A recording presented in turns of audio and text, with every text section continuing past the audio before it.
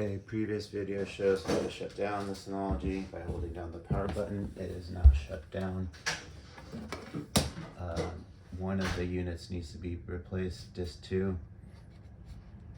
So there's a dot for 1, dot, 2 dots for 2.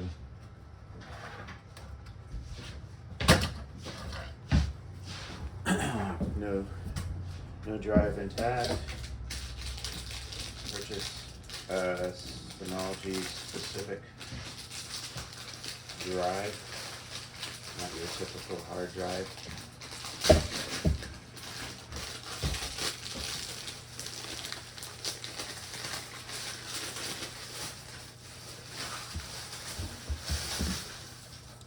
Pop out the I don't know what these are called. Inserts? Sure.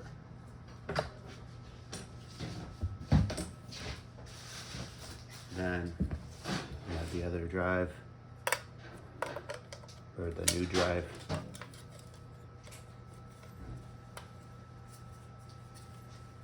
And you have to just make sure that the holes are aligned.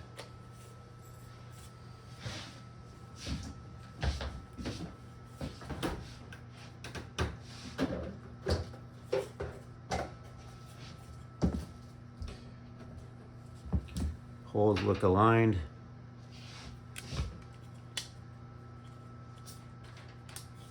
Apply the insert so it's nice and snug and it doesn't lose its ability to stay intact. Each side now has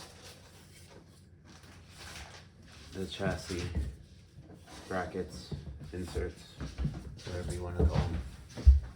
And then it's a hard drive. It has moving parts, so be very gentle, especially if it has data on it. This one is a brand new one. It does not. Probably want to put it in the right way.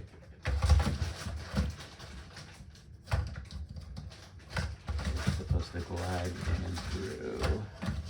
It's not gliding. There we go. This is just a static piece.